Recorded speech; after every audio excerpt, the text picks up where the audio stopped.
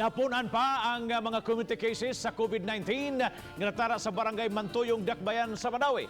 Kansang apektadong sityo dugay nang napaubos sa lockdown. Si Nico Serino sa report.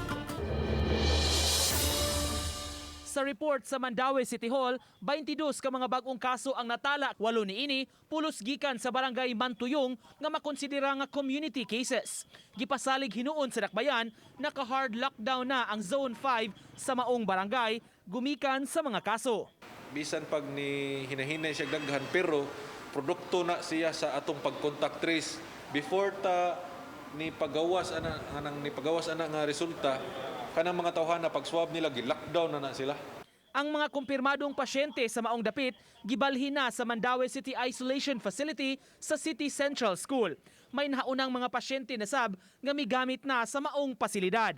Apan kadaghanan kanila atua sa wing alang sa mga asymptomatic patients kay wa man sila'y sintomas sa COVID-19.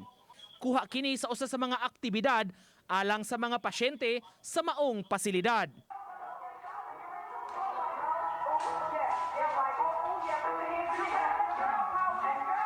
Gipaniguro sa mga health officials, maka-exercise sila alang sa ilang panglawas. Mabuntag, mag-exercise na sila, mag-zumba.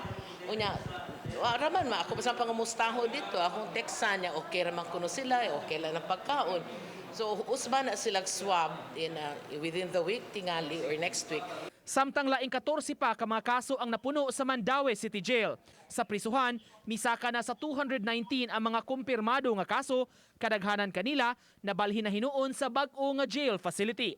Samtang sa kinatibuk-an, naabot na sa 281 ang mga kumpirmadong kaso sa Mandaue. Uban ni June Sulon, Nico Sereno, Balitang Bisdak.